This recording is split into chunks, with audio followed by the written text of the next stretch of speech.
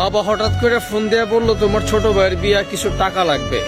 আমি হঠাৎ করে চমকে গেলাম, কি ব্যাপার, আমার ভাইয়ের বিয়া আমার আগে? পরে আবার চিন্তা করলাম আমি হয়তো বিদেশ থাকি, যার জন্য আমার ভাইকে বিয়া করাইতেছে। আমার ভাই বলল যে কিছু টাকা দরকার। আমি আমার বাইরে বললাম তুই টাকার জন্য কোনো চিন্তা করিস না, যত টাকা লাগে আমি দিব। বিয়ার জন্য আমি 2 লক্ষ টাকা পাঠাইলাম।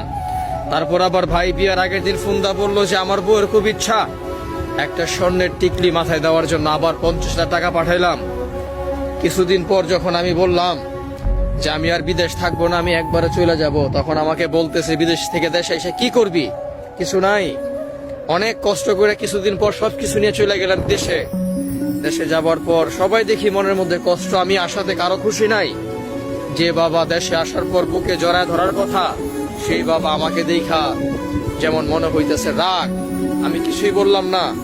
আমার ভাই বলল আমার আইফোন কই, আমার বোনে বলল তোমাকে একটা ঘড়ি আনতে বলছিলাম, তুমি ঘড়িটা আনো নাই। আমি বললাম যে আমি একবারে চলে আসছি তোর জামার জন্য, যা ঘড়িটা আমি আনছি অনেক দামি একটা ঘড়ি।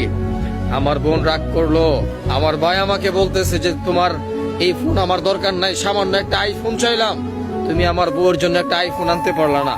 অথচ আমার ভাই চিন্তা করলো না, আমার ভাইয়ের যে আইফোনটা সেটা আমি দিছি। কিছুদিন আগে 2 লক্ষ টাকা দিছি বিয়ের জন্য। তখন বাবা বলতেছে এখন কি করবি? আমি বললাম যে আমি এখন একটা ব্যবসা করব, বা তোমাদের যে ব্যবসা আছে সেটাতে অনেক বড় করব। ছোট ভাই হুট করে উঠে বলল যে এটা তোমার ব্যবসা মানে এটা আমার ব্যবসা। আমি একটু একটু করে আমি ব্যবসা বড় করছি। বুকের মধ্যে না বলা অনেক কষ্ট নিয়া আবার বিদেশের মাটিতে পাড়ি জমাইছি। আর একটা কথাই বলছি, সারা জীবন বড় ছেলে হয়ে তোমাদের জন্য কইরেই গেলাম, কিছু আর নিজের জন্য পাইলাম না। আমি যদি মারা যাই আমার লাশটাও কেউ আনার চেষ্টা করো না, আমার লাশটাই সেই প্রবাসের মাটিতে দাফন করে দিও। এটাই হইতেছে প্রবাসী বড় ছেলের জীবন। না জানি কত হাজার হাজার প্রবাসী এভাবে বুক চাপা কষ্ট নিয়া প্রবাসের মাটিতে পইরা আছে।